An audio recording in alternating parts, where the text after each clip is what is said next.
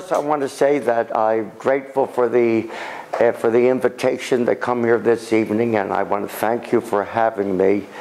And it really is a great opportunity to be singled out, to come to talk to people that I've served and loved in the store, in the place in which I'm employed, and I'm happy to be here. As I sat here listening to music, there was one song here that brought a flutter to my heart and fond memories. It was Glenn Miller's "In the Mood." That was a song that was great during the 30s and 40s when I had the opportunity to meet my first wife, and it has very fond memories. And I want to thank you for the music that I really enjoyed in coming here. You know, they say that flowery words and eloquent speeches do not make a great speaker great. And that is true. A pundit once said, he said, if you don't talk about sex, religion, or politics, there's nothing else to talk about. But that's not true. This great country we live in has the birth of 237 years of the longest lasting democracy in the world. We are a great country with freedom, with liberty, and the ability of justice for all. Yes, there's an old saying that power, not justice, rules the universe. But here in America, we have some justice. We have equality for all kinds of people, for all religions, and there are other things to talk about besides sex, religion, and politics. And even this evening, you may ask me about those three things, and we will touch the fringes of those subjects. But keep in mind, July is a great momentous month. It is now marks the 150th anniversary of the Battle of Gettysburg. It was fought July the 1st, 2nd, and 3rd of July in the small town of Gettysburg in southwestern Pennsylvania. Ulysses S. Grant took his last risk to turn the Union lines back at that small town, and in a disastrous charge by George Pickett, the abortive attempt was destroyed. The Union was saved by that battle. The Confederacy by that battle, and with Grant's capture of Vicksburg in that month of July, which is a momentous month in the history of this country, because this country has achieved its freedom by the sweat, blood, and tears of the men who have laid down their lives so that we could sit here today and hear wonderful music, the free words from free men, and great ideas from great people. Yes, Lincoln gave that address. And going back to Gettysburg, it was not an easy battle. There was over 20,000 killed, 80,000 casualties, and it took 8 months to clear up the dead horses and the dead bodies and to bury them. 4 months later, in 1863, Lincoln gave his great address known as the Gettysburg Address, which, contrary to myths, they interviewed one of his private secretaries by the name of John Nicolay, and he had 2 secretaries that recorded all his speeches, John Hay and John Nicolay. And Nicolay spoke toward the end of his life in 1893 and said that Lincoln did not compose the Lincoln Gettysburg Address on the train because he traveled from train by Washington to little town of Gettysburg, and there he stayed overnight. He arrived there on the day before his November address, and the next day he followed a great orator by the name of Edward Everett, who was the greatest orator of his day, who spoke for 2 hours and is not remembered, but Lincoln spoke for 20 minutes, and it is now a classic history in our history books. So it's not how long you or how much you say, it's what you say, given the sincerity, the truth, and the facts. Yes, Lincoln gave us the Gettysburg Address, in which there's, "This nation under God shall be preserved, a new birth of freedom." And this day, 237 years later, this country gets a new birth of freedom every time our American boys, our doughboys during the First World War, our hard hats and the tough guys and the Marines and the 4th Armored Division during the Second World War, gave their life and liberty so that we may have freedom and love in this country. Look, I've lived almost 87 years, and on the screen there you see a small snippet of my life history written by a very interested party in the store in which I work. And just to give you a little aside for the people that I work for at ShopRite, and I only came there in 1993 by accident, and I'll recall the funny accident that I had. It was in November of 1993, and at that time there was a gas station on the corner of Route 202, 31, and Commerce Street. I think it wasn't an Exxon station, it was a Sunoco station. I stopped there for gas, and now while I was waiting for gas, I looked to the right, and there I saw a store called ShopRite. And I've been in the business for over 50 years. After I graduated from the Wharton School I graduated the Wharton School in 1950 and went to work for my father, who had a heart attack, and ran his stores for 50 years until I sold them in 1989. And there I was without a job and looking to retire, but I said there was still life in the old boy. And I went into the store at Route 202, 31 and Commerce Street in November of 1993, and there was a gentleman who I still remember his name. His name was Vito Ponzio, and he said, well, I said, I'd like a part-time job. He says, buddy, do you have any experience? And I says, I have a little bit of experience. Well, he says, all we can give you is $6 an hour. I said, well, can you make it a little bit better? And so we went back to the manager, who is still is retired now, Bill Boss, and is running a beautiful horse farm in his retirement. And he says, tell Archie he can have $6.50 if he lasts more than a year. So I've been there for 20 years now. So my salary is a little bit more than $6.50 an hour.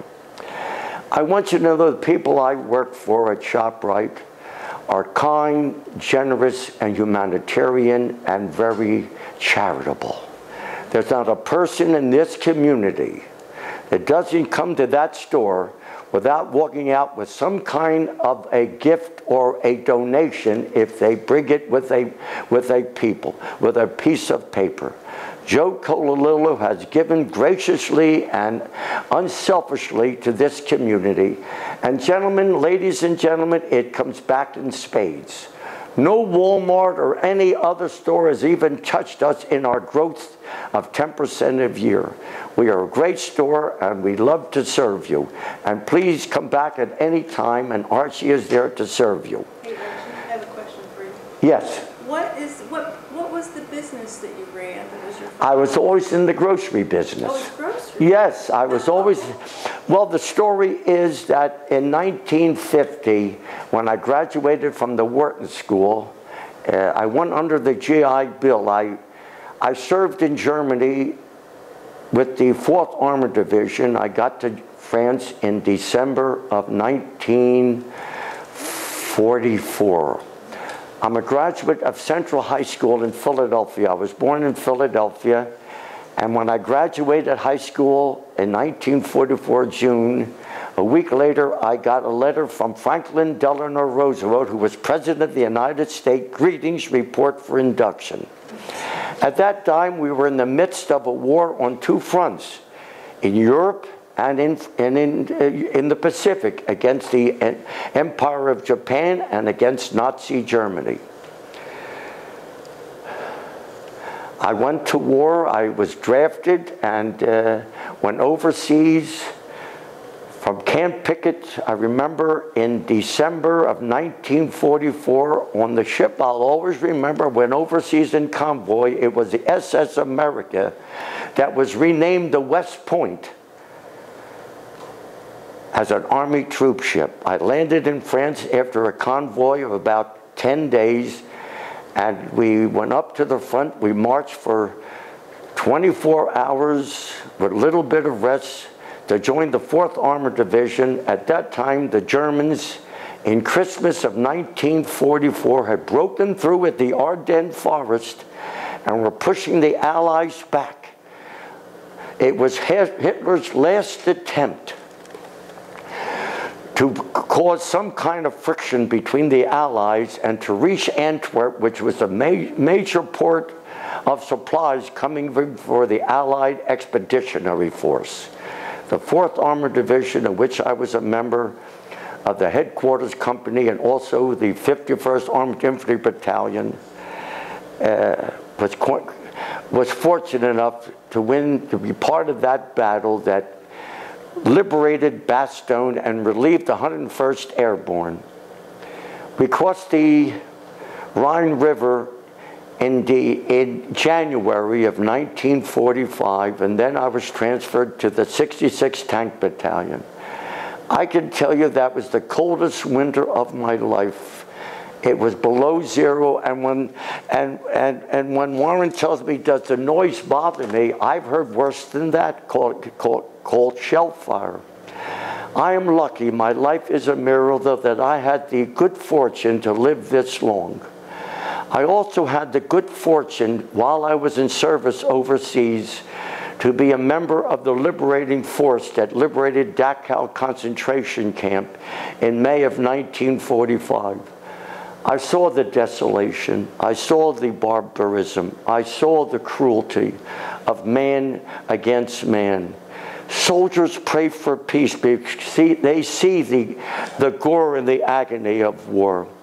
I also had the good fortune of being a member of the military expedition that was a viewer and a witness at the Nuremberg Trials.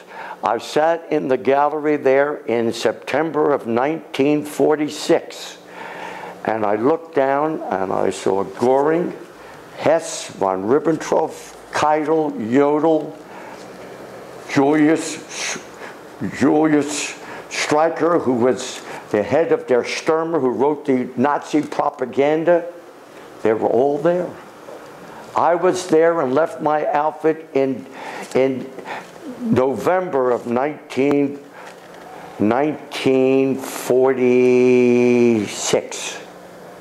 I left my outfit, and Göring had committed suicide. When I traveled, when I was stationed at the end in Munich, Germany, after the 4th Armored Division was deactivated and went home. At that time, you had to have enough points to serve overseas before they sent you home. And so I didn't have enough points because I was an infantry replacement. So I ended up in Munich with the 19th Finance Dispersing Section. And I became a paymaster. And ladies and gentlemen, I had the misfortune and the sorrow of redlining a number of American troops who had died in battle that had their money sent home and their insurance money sent to their next of kin. In December of 1946, I was asked to stay over at a higher rank, and I declined. I said, Colonel, I would rather go home, finish my education, and return to private life. I was not a born soldier.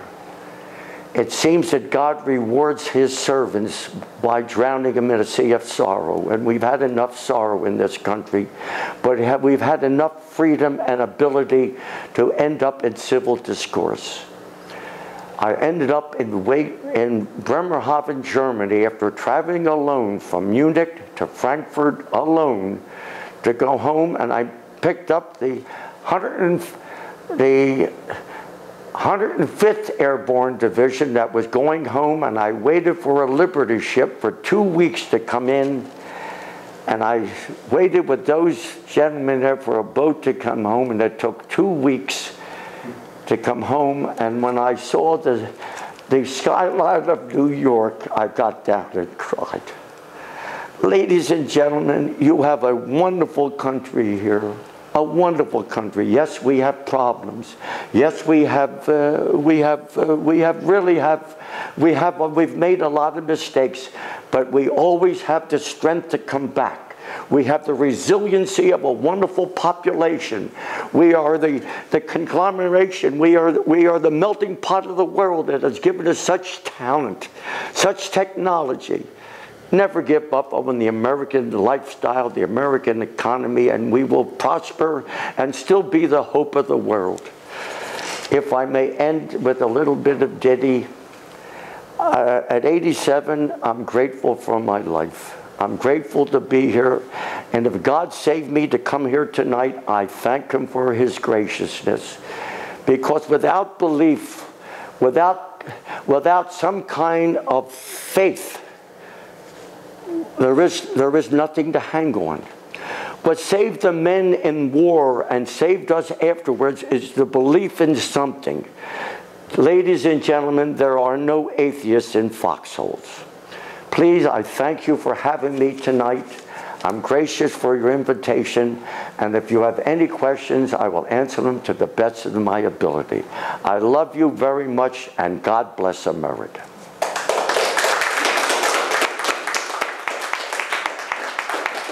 Thank you for having me. It's always been a routine with me that people that employ such one so humble should come out and thank them. You know why I brought the bouquet? So you would throw the bouquet rather than rotten edibles if I went wrong. Behaviors. Sean, thank you for having me. Well, Archie, we hope you're not quite over. You'll take some questions. Absolutely, but may I shake the hands of all these nice people. So thank you for having me. I'd like to put. Thank you for having me. I'd like to put this into context a little, Archie. Ben, how old are you, Ben? I'm 19. Ben's 19. Jenna, you're 18. Good job. I should know that. Sometimes he forgets. Does he know your birthday? Dorothy, how old are you? 17. 17. God bless you all. Right. 14. So, Archie, how old were you when you were fighting in the war? 17 and a half, almost 18. So, just put that. Put that in context. 17, your age, Jenna, and in a tank battalion, freeing the world, basically, from Hitler. And so they call Archie's generation the greatest generation because he was born in the Depression era. Yep. So he saw poverty like nobody. We were talking a little bit about that context. And you saved the world, your generation in World War II. And so it's great that your generation can hear from Archie. So that's pretty cool. So we wanted to, this is called An Evening with Archie. And so we wanted you to have an opportunity to ask any question you wanted. Any questions, if I can answer them, it'd be my pleasure. So let me turn it over to the audience. And what was the freeing of the 101st Airborne? What was that? The 101st Airborne they were encircled at Bastogne, yes. Okay, right. In fact, if you saw the History Channel, they had Band of Brothers was a story of that siege there in Christmas of 1944. So you had to break through to... It was encircled. You had towns of Saint-Vith, of Malmedy, of Bastogne, that the Germans made a last thrust in the Ardennes because the American soldiers at that time had just gone through the Battle of Hurtgen Forest, and we were thinly spread out in the Ardennes. And that's where Hitler chose to make his last push. And fortunately, Eisenhower, there was also, the Germans had deployed assassins to go to Paris to assassinate Eisenhower. It was a master scheme of the German High Command to turn the tide of the war and make for peace, some kind of a peace that would be comfortable for them.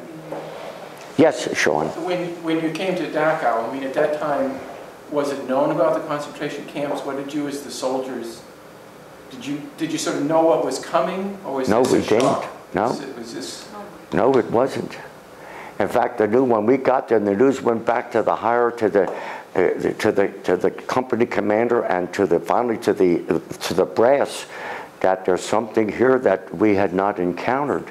There was dead people here, starving, and it was a concentration camp. And so we had liberated, and they started bringing in medical supplies and food for these survivors. They killed many of their captors, and they were lying floating in the canal there. It was not a pretty sight. And in fact, one of the generals called the inhabitants of Dachau, which is a town outside of Munich, to come down and see of what they had, and they say they didn't know about it. Oh, the German generals? The Germans, yes. It was a complete surprise to the American soldier. We liberated it and fed them and brought in health supplies, yes. Yep. Many of them had the tattoos on there. It was not a pretty sight. In fact, you can go to the Holocaust Museum, which I recommend if you want to have some visibility and truth of that era. There is a Holocaust Museum on Independence Avenue in Washington, D.C., and it's right next to the Vietnam Memorial, where they'll show you a 2-hour exhibit of what went on during the Holocaust, in which Hitler and his Nazi barbarians had killed 6 million Jews, hundreds of thousands of political prisoners, gypsies, and all kinds of other people that were antagonistic to his regime. If man doesn't learn from history, we're destined to repeat it. Yes? You got to see the Nuremberg trial. I was at the Nuremberg Trials in September of 1946. How come your battalion? Oh, because you went to, because you were at the concentration. Your first name is Ellen? Ellen. Yes. I was stationed after the 4th Armored went home, and I was sent to the 19th Finance Dispersing Section as a paymaster in Munich, and I had a very good, in fact, they had commandeered it was the first time I learned how to drive. I had a German staff car that was we called it liberated. They were abandoned cars, and so I learned how to drive a German staff car. And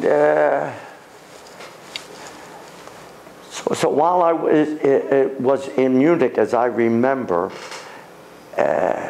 the colonel came over, it was about 3 of us, and he said, would you like to go up to Nuremberg to see the trial and bring back some facts that you can put down and we would have it for history? And I said, yes, sir, I would love to do that.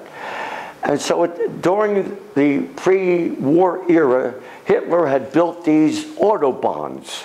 He built these highways in which he could move his tanks around very quickly, and so even though the autobahns had been pockmarked from our Allied bombing, we went up to Nuremberg, which the only building standing after the Allied bombing was the Palace of Justice.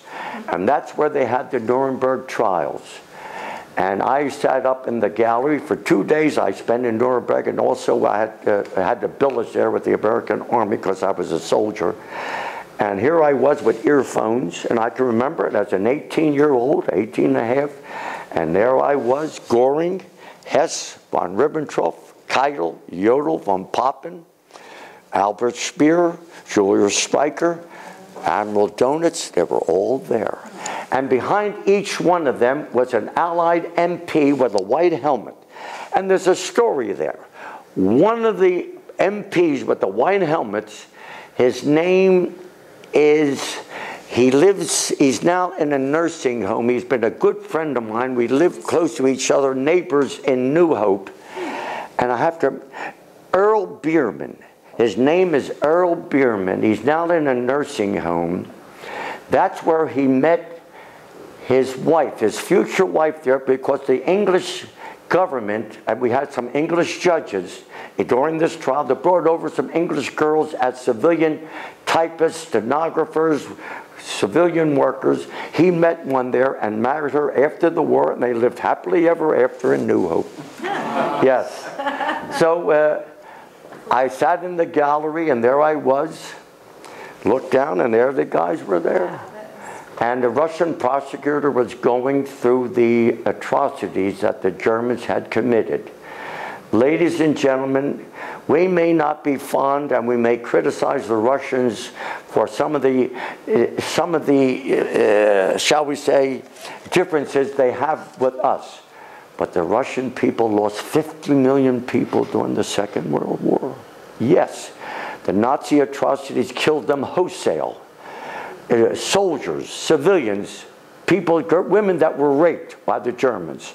And so when the Allied leaders met toward the end of the war in Yalta, Stalin, Roosevelt, and Churchill, they gave Stalin, they conceded to him that he was going to go into Berlin to wreak revenge, and he did. We got orders, and Patton was disappointed. We couldn't go into Berlin as American soldiers. We had to go southeast to Munich, to Bavaria, and mop up the Germans there. But the Russians went into Berlin, and they got their revenge. I left my outfit in December or late November of 1946, and I got news that Goring had committed suicide. Somehow they got potassium cyanide to him before he went to the gallows. And most of them were hanged. And their bodies were burned so they would not end up as martyrs. Their bodies were burned and floated in the Rhine River and left to history to condemn. Yes. Any other? I hope I'm not getting too boring here. No, it's interesting. But life is interesting. And life is not easy. Ladies and gentlemen, life is not easy. It takes courage to live. And American soldiers have courage. And we owe so much to them. So when Veterans Day comes or Memorial Day, go up to a veteran and say, "Thank you, sir, for giving me the freedom that you fought for." Yes. And many of my buddies are gone already. I've outlived them. There's nobody to drink with anymore, so I've become a teetotaler. Any other questions that I would answer? Yes, sir. Yes, sir. The events that you're describing. Now, you have to, I have a little hearing impairment. You know, it's one of the failings I have. The events that you have described in Ardennes, Yes. that's known as the Battle of the Bulge. Yes. But you didn't refer to it as the Battle of the Bulge. No. Is that a name that came? That name came afterwards. Yes. The Germans, we called it as the German breakthrough, where we had to go up. We had to march up there to reinforce. You had the Pennsylvania 28th Division. You had the 10th Armed Division that were almost shattered. The Germans had captured a number of Americans, about 28,000 Americans during this push. And the story is that we were told that if captured, throw away your dog tag, because if the Germans found that you were Jewish, we were Hebrews on our dog tag, they would shoot you right on the spot. Yep. No, that was called the Battle of Buds afterwards. Yes, Frank, you were right. Any other questions? Please tap me before I'm gone, because it's still here. Yes, hon. Where would you be billeted as you're doing these battles? They call them foxholes, hon. Oh, you would be in a foxhole? Yes. Wow, in the winter? Yes. But I had the good fortune that when I went up as a replacement, they gave me winter clothing, and I took a number of socks. We changed socks because a number of guys came down with trench foot. They're free froze, and they were useless. They had to carry them back. No, I went up with warm winter clothing, and I went up as a Browning automatic rifleman, but they put me right in with an M1. And actually, I was lucky. I started out at headquarters company, just interrogating some of the German prisoners and also bringing up supplies. But when the battle, we pushed them back, they transferred me to the infantry, the 51st Armed Infantry Battalion. And when we crossed in January of '45, I remember when we crossed the Rhine River at Remagen. That was the last bridge that the Germans forgot to blow up. We crossed the bridge and got over the Rhine, and we got to Aachen, and we had to move southeast, yes. Yep. They call them foxholes. Yeah, so even when you were in Munich, you would... No, in Munich I was billeted. That was after the war. Where would you be billeted? Oh, we had taken over German residences. Oh, we took over German offices. We were the victors. Yeah. We took over the typewriters, the automobiles. We were the winners. And the Germans, well, we were told that, well, we couldn't fraternize. There was wars against fraternizing with the German women.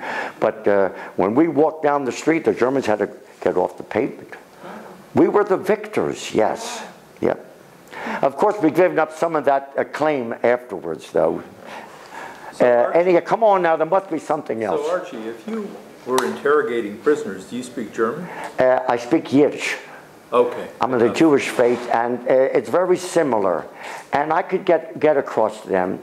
Okay. Yeah, they were Gefangene, captured. Yeah. Okay. And we were kind to them. We gave them medical care. We gave them cigarettes. Sure. And once we showed them that we're humane, they spilled the beans. Yep. Yeah. Archie, when you spoke to these prisoners, yes. Did they know what was going on in terms Absolutely. of the concentration? They were part of the Volksstürmers. They were part of the German Panzer divisions. Hitler had a number of divisions that he had assembled, and it was a bombardment that started the push of the Battle of the Bulge, yes. These were Germans, and many of them were young. In 17, 18 to 20, because the Germans were down to almost to the bomb. This was the last battle for them to turn the war around, and they failed because of the courage and the strength of the American soldier. Yes. They never brought Patton's body back. He was killed overseas. During the war, we had what was known as the Red Ball Express. We had the black soldiers. See, ladies and gentlemen, you must understand, before civil rights, in the Army, during the 40s and during the war, there was discrimination. There was no, fortunately they had little small black airliners. Fellas were pilots. But most of the black soldiers were truck drivers. And they brought up supplies to the front. And after the war, Patton was killed. He was riding in a staff car, and one of the trucks hit him, and he never survived. To this day, he's buried in Luxembourg. They never brought his body back. I have to tell you a little ditty also that may amuse you. During the 1950s, I think, or the 60s, Charles de Gaulle was president of France. And during the confrontation of some of the verbal problems that we had with the French and the Americans, that Charles de Gaulle, in his fury, told Lyndon Johnson, who was then president of the United States, to get all his American soldiers out of France, because we still had a contingent of occupiers there. So Lyndon Johnson, in his brash way, said, well, what if we bring out all our buried there? Because we had Americans buried in the cemetery still lying in France, in Normandy, in Bastogne, in Belgium. And so that stopped de Gaulle. Whatever you say about Lyndon Johnson, he was a strong man, and he was a great defender of civil rights.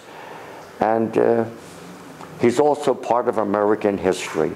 What else, ladies and gentlemen? Come on, while I'm still alive. Have you been back to Europe? No, I haven't. I have to tell you that I have absolutely no desire to go back to Europe. Really. I love this country. I haven't seen enough of America. I'm right here in America.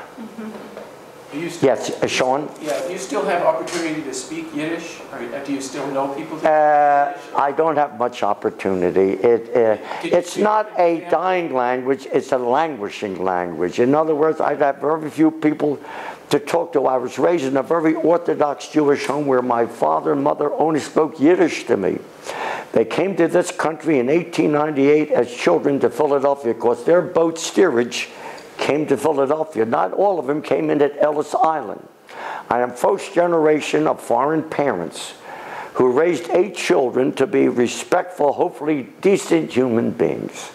My mother and father are long deceased, but I've lost 4 sisters already. There are only 4 of us left. I'm grateful for my life.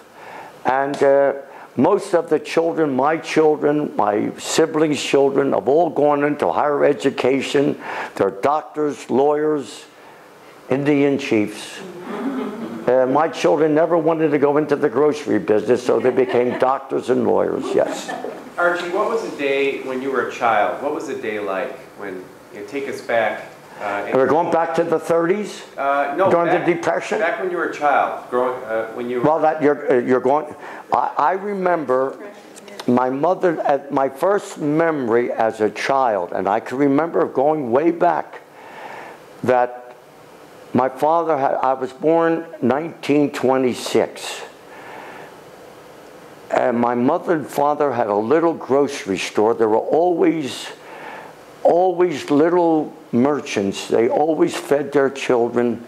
And when I was their 6th child that came in 1926, I remember as I grew up as a little boy there, they gave me a little big flower. They had little wagons then. And we're going back to Prohibition. Prohibition wasn't repealed until I think the 21st Amendment in 1933 when Roosevelt came in.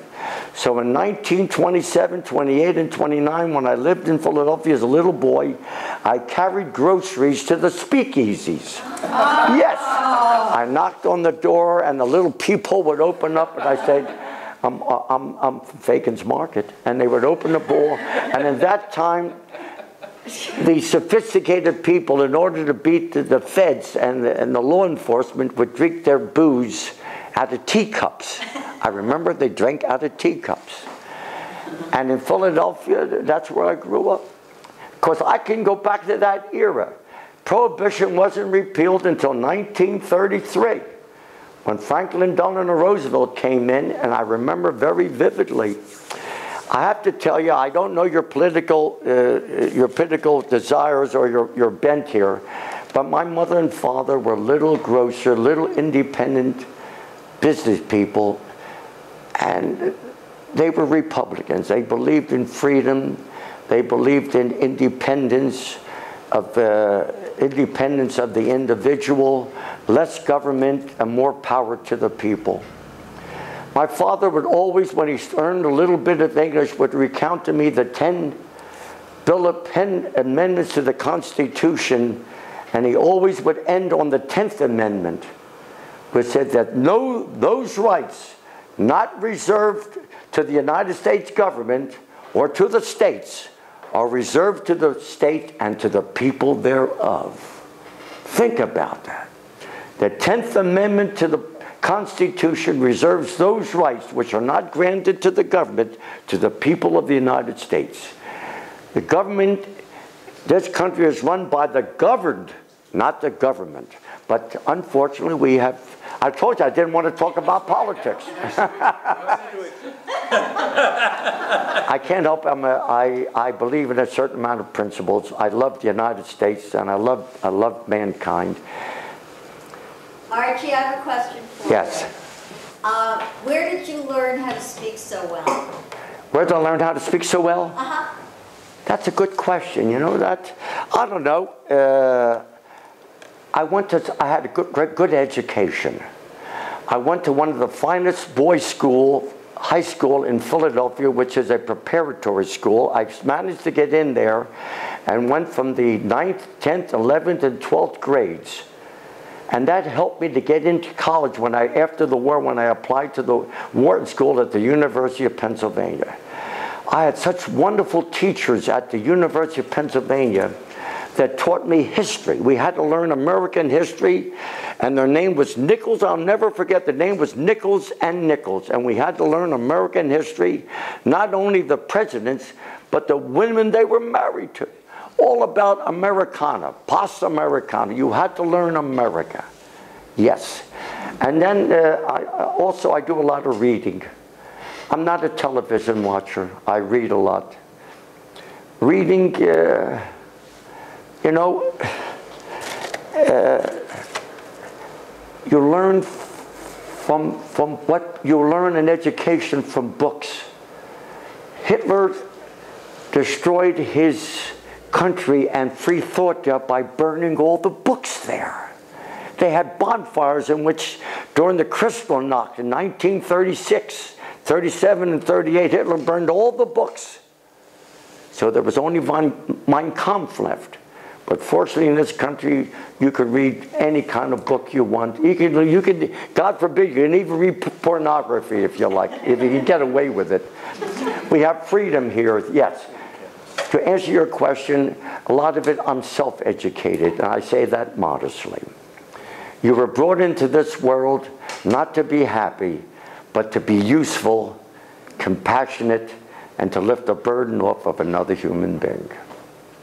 So when you were young and you had family dinners every night? When I was young? When you were young. Yes. And you were at your family dinner? Yes. At night. Everybody spoke? Yes. In other words, my mother always had a Sunday dinner. I would bring my high school and college, when I went to college, I would bring them home for Sunday dinner.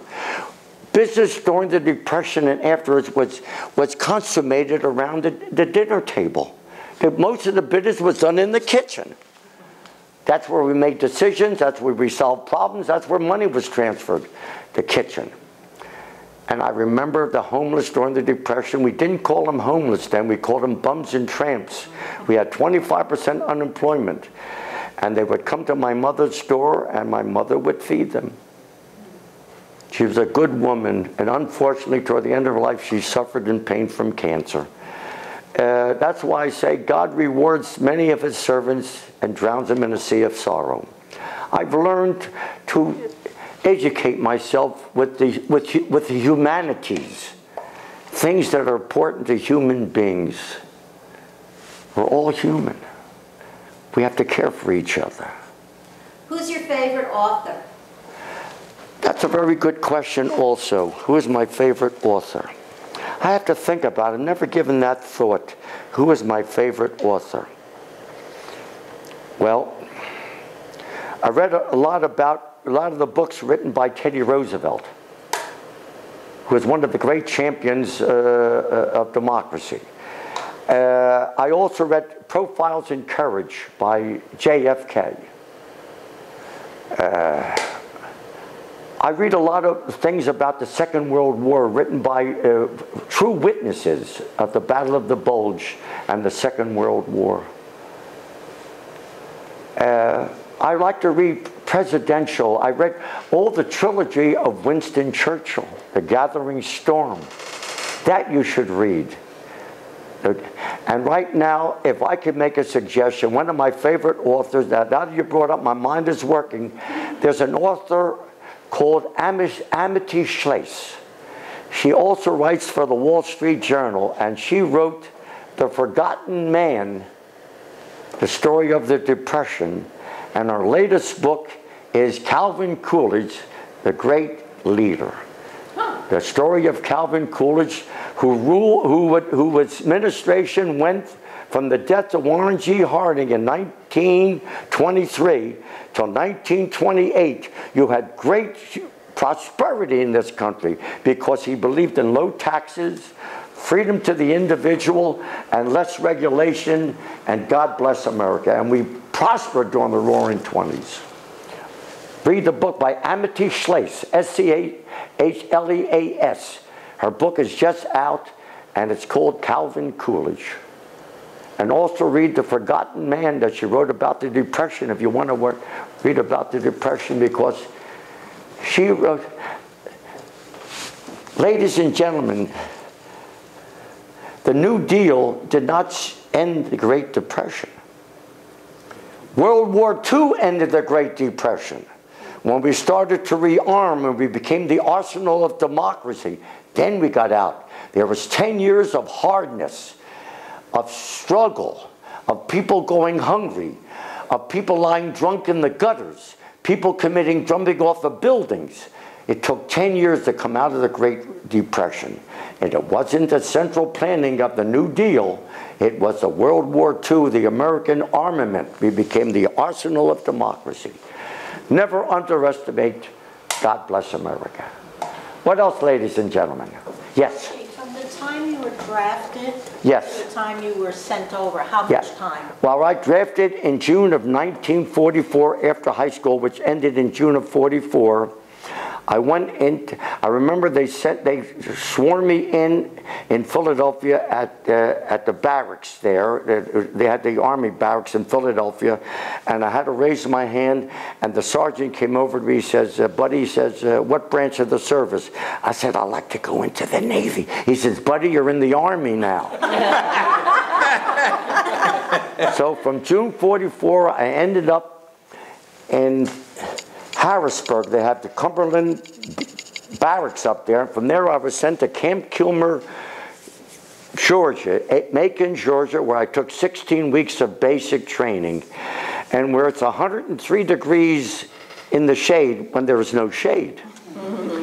And there, I finished 16 weeks of basic training, and I'm not the best shooter. I'm not the best marksman. So every time I went on the rifle range, I remember they would throw up Maggie's draws, they would call it. So I went overseas in late November, early December in 1944 as a Browning automatic BA arm man. It was a 3-man team.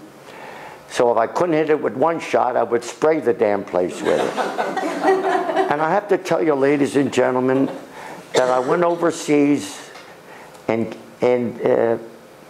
Virginia. It was Newport News, I remember. And the American Red Cross, I had my rifle, my duffel bag, and all they wanted to know as I went up the gangplank was last name and middle initial. And the Red Cross ladies were there with their coffee. And they were selling the coffee, and I didn't have 15 cents for a cup of coffee. Draw your own conclusions. What else? And I went overseas, so that it went from June of 44, went overseas in December of 44. It was about 6 months. Yep. Come on, there must be more before I leave this vale of tears. When they threw up Maggie's drawers. They threw up Maggie's drawers. I told you that you weren't even near the bullseye. So I went overseas as a BA arm man, 3-man team, gunner, tripod, and ammunition carrier. I couldn't, to this day, even when I use the M1, I have an M1 fund there, yeah. But I was fortunate. I told you, there are no atheists in foxholes. Ladies and gentlemen, there must be something else. It's a wonderful era. History, in American history, from 1930 up to the present. There must be something. From Lexington and from the shot that was heard around the war to the Battle of Gettysburg. You weren't there. You weren't there. Come on, until we got to the Spanish-American War. We got to the First World War. We got to the Second World War. We fought the Korean War. All these wars have stabilized us and given us and sanctified our freedom, that we have to go to war because we live in a dangerous world. We don't have to give democracy to the rest of the world. We just have to stabilize them, to understand that we're the last vestige for humanity is the American people. The last vestige, the last lighthouse, the last hope for freedom. Archie, what advice would you give to some of the young kids young people that are here about just starting their career? Well, that's a very good question. I'm not good. I've often advised my children, but they never took my advice. So I can always tell you, be honest with yourself Do the right thing at the right time for the right reason. Be a decent human being. Be compassionate. Be kind to one another. Whatever, you know, a man once said, the true test of character is the ability to do the best that you can, irregardless of your line of endeavor. Do the best you can, whatever job you want to do. Even if it's digging ditches, do a good job. Slicing bologna, do a good job. Do the best you can. Yes, there's some people I work with that I try to motivate them to do a good job. Take pride in your work. And always try to do the right thing at the right time for the right reason. You'll always get ahead in this world. Maybe we should wrap it up, and then if anybody has other questions. Any other questions? Well, look, if anything comes to mind, you know where to find me, Sean. You know where to find me. I'm back to work tomorrow at 9 o'clock. I give interviews at 9 o'clock. I give interviews. As long as we're buying the catfish, right? I'm not in the fish department anymore. Oh, okay. After 20 years there, the boss came in, he says, Archie, you slept enough. He says, all you have to do is kiss the babies and tell the women how beautiful they are. That's all you have to do. Boy, that's a natural. I said, man, I love that job. And you can stay here as long as you want to. So there it is. Good for you. Yeah, I finally got a good job. Took 20 years for those. I could told them that 20 years ago I was okay. Yeah. You're very slow there. Well, you guys. I thank you for having me, Sean. Thank you for having me. Thank you for having me. Thank you for having me, Archie. If you need anything, yeah, please take me. No, back to the store. Go back to the store. I drove to the store. Wonderful guy.